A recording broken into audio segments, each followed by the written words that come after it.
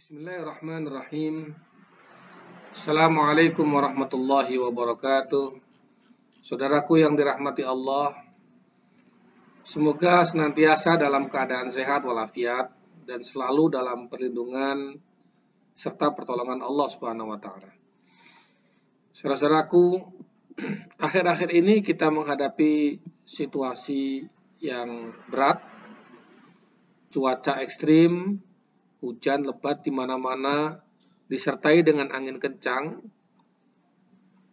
tanah longsor, banjir bandang, gempa bumi, hingga beberapa gunung berapi yang kini mulai menampakkan aktivitasnya. Itu semua terjadi di saat kita sedang sangat sibuk-sibuknya menghadapi wabah COVID-19 yang semakin mengganas, sehingga sahabat-sahabat kita dari tenaga kesehatan nampaknya mulai kewalahan dan rumah sakit tak lagi bisa menampung. La haula wala quwata illa billahil aliyyil azim. Ini semua menunjukkan betapa amat sangat lemahnya kita, amat sangat tak berdayanya kita di hadapan kekuasaan Allah Subhanahu wa ta'ala. Saudara-saudaraku, inilah ujian. Allah sedang menguji kita dengan berbagai masalah dan persoalan-persoalan yang bertubi-tubi. Tetapi saya hendak menghimbau, usikum wa iyaya, terutama untuk diri saya sendiri dan saudara-saudaraku kaum muslimin wal muslimat dimanapun berada. Pertama, jangan sekali-kali suudzon kepada Allah atau berprasangka buruk. Betapapun beratnya ujian atau musibah itu, tetaplah husnudzon, berprasangka baik kepada Allah bahwa semua ini pasti ada hikmah besar yang sedang Allah siapkan untuk kita. Layaknya seorang guru yang sedang menguji muridnya, maka sikap murid itu harus benar. Jangan pernah ia mencela atau mencaci ujian yang berat itu, betapapun sulitnya soal-soal ujian itu. Dan jangan pernah mencela atau mencaci gurunya yang mengujinya, karena hakikatnya guru yang sedang mengujinya itu tidak lain adalah bentuk kasih sayang kepadanya. Semakin berat soal-soal ujian itu, sesungguhnya adalah dalam rangka supaya bobot kelulusannya juga semakin tinggi. La yukallifullahu nafsan illa wus'aha, laha ma kasabat wa 'alaiha maktasabat. Allah tidak akan membebani seseorang di luar kemampuannya, di luar kesanggupannya. Laha ma kasabat wa 'alaiha maktasabat. Baginya pahala jika ia berbuat baik, baginya siksa jika ia berbuat kejahatan. La yukallifullahu nafsan illa ma ataha, sayaj'alullahu ba'da usrin yusra. Allah tidak akan membebani seseorang kecuali sesuai dengan apa yang telah Allah berikan kepadanya. Dan Allah akan mengganti setiap kesulitan dengan kemudahan-kemudahan.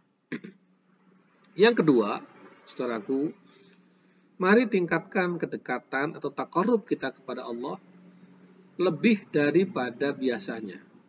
Sholat, puasa, zikir, wirid, termasuk munajat-munajat kita, bahkan juga sedekah-sedekah kita, intensitasnya harus lebih dari hari-hari biasanya. Yang ketiga, saling tolong-menolonglah antar sesama. Bantuan kita kepada saudara-saudara kita yang sedang terkena musibah, apapun bentuknya, sungguh amat sangat membesarkan hati dan meringankan beban mereka.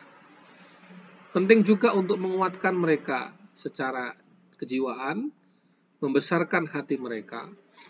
Karena itu, amat sangat dibutuhkan dan sangat berharga bagi mereka yang sedang terkena musibah.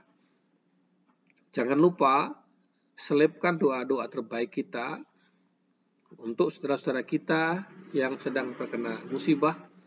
Semoga Allah menguatkan mereka semuanya. Ingat pesan Rasulullah Shallallahu Alaihi Wasallam, "Wallahu fi aunil abdi, maka nal abdu fi auni akhi." Allah akan menolong hambanya selama hamba itu mau menolong saudaranya. Dan ingat juga pesan Rasul, "Ma min muslim yad'u li akhihi bi dhahril ghaib, illa qala al-malak amin walaka bimithlin." Tidak ada seorang muslim yang mendoakan saudaranya yang jauh, kecuali para malaikat yang ada di sekitarnya akan mengaminkan doa-doa kita itu, dan juga malaikat akan mendoakan kita persis seperti doa-doa kita untuk saudara-saudara kita.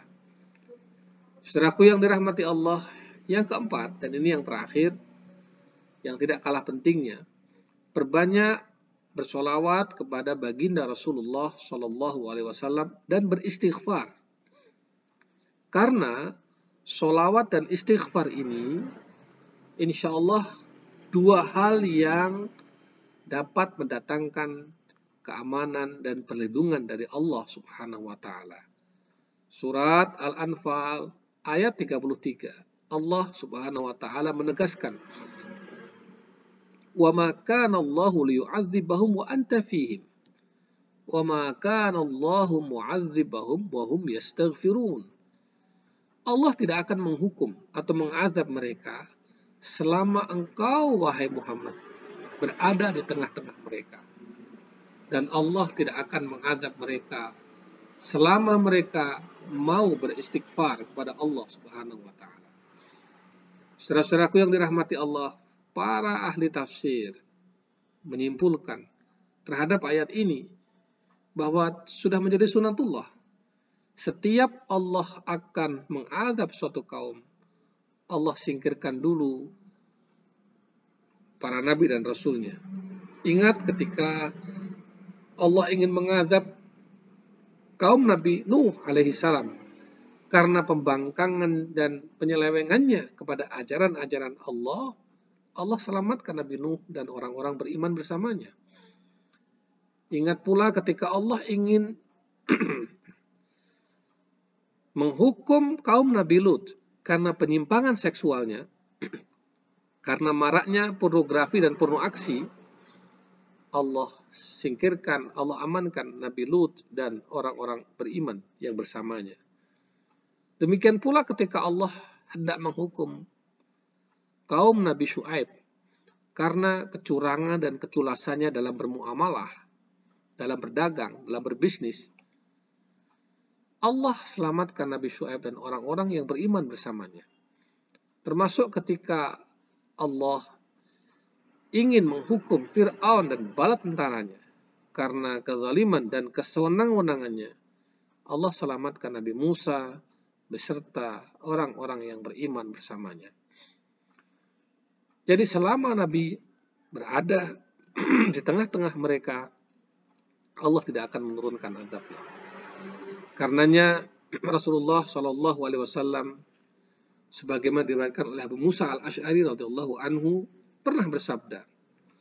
Apa sabda Rasul? "Anzalallahu alayya amanaini li ummati." Allah telah menurunkan untukku dua jaminan keamanan untuk umatku. Lalu Rasulullah mengutip ayat tadi, "Wa ma kana Allahu liyu'adzibahum wa anta fihim, wa ma kana Allahu mu'adzibahum wa hum yastaghfirun." Allah tidak akan menghukum, mengazab mereka selama engkau Muhammad berada di tengah-tengah mereka, dan Allah tidak akan menghukum, mengazab mereka selama mereka masih mau memohon ampun atau beristighfar. Fa idza madaitu, kata Rasul, apabila aku telah wafat, taraktu fihim al-istighfar ila yaumil qiyamah, maka aku tinggalkan istighfar itu untuk mereka hingga hari kiamat. Saudara-saudaraku, apa artinya? Perbanyaklah istighfar. Astaghfirullahaladzim wa atubu ilaih. Memohon kepada Allah mohon ampun atas segala khilaf, dosa, dan kesalahan-kesalahan kita. Karena istighfar itu dapat mendatangkan jaminan keamanan dan perlindungan dari Allah Subhanahu wa Ta'ala.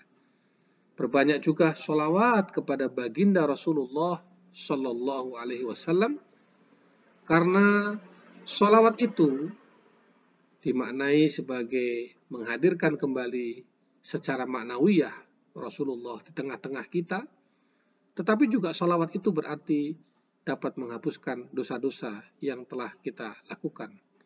Apa kata Rasul? Man shalla alayya wahidatan sallallahu alaihi asyra sholawatin wa hutta anhu asyra khati'atin. Barang siapa yang bersolawat kepadaku sekali, Allah akan membalasnya dengan 10 salawat, artinya 10 rahmat, dan Allah akan menghapuskan darinya 10 kesalahan. Saudaraku yang dirahmati Allah, berbanyak istighfar, berbanyak bersolawat kepada Rasulullah Sallallahu Alaihi Wasallam. Astaghfirullahal azim wa atubu ilaih. Astaghfirullahal azim wa atubu ilaih. Astaghfirullahal azim wa atubu ilaih. Allahumma salli ala sayyidina Muhammad wa ala alihi wa sahbihi wa sallim. Allahumma salli ala sayyidina Muhammad wa ala alihi wa sahbihi wa sallim. Allahumma salli ala sayyidina Muhammadin wa ala alihi wa sahbihi wa sallim. أقول قولي هذا والسلام عليكم ورحمة الله وبركاته.